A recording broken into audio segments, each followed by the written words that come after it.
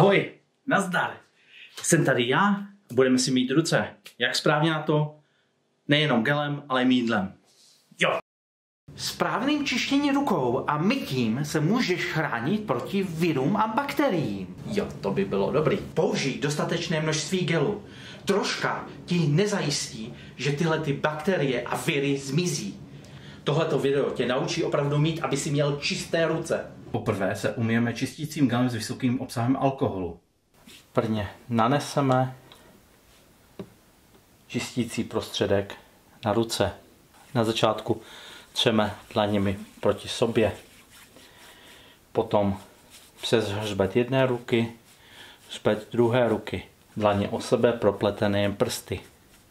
Zaklesneme prsty proti sobě. Palec do dlaně, jeden palec, druhý palec. A nakonec nehty, nehty. A nyní čekáme. Alkohol schne a ničí bakterie. Nejlépe je si u toho zpívat písničku například Okolo Frýdku cestička, sestříčka s kramárou, sensetkých klamárou. Jsme.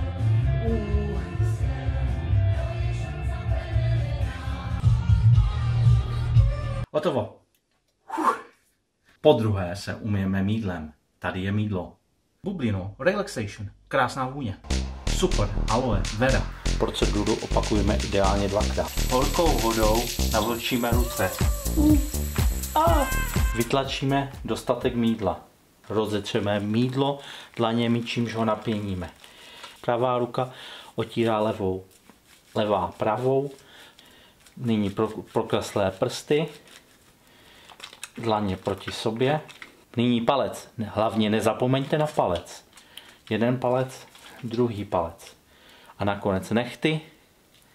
Nehty. Opláchneme ruce horkou vodou.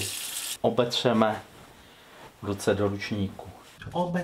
Obecít. Jo. Čisté ruce. Konečně. Je to taky špinavý. To s tím? Hadřík. Bacilex. Stříkám hadřík. Čistím. Čisté ruce.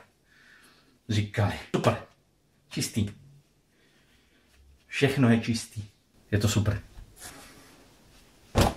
Díky za sledování. Uvidíme se příště. Sledujte mě nahoře nebo na Facebooku dole. Komentujte. Těším se na vás příště. Hlavně mít čisté ruce. Zdar.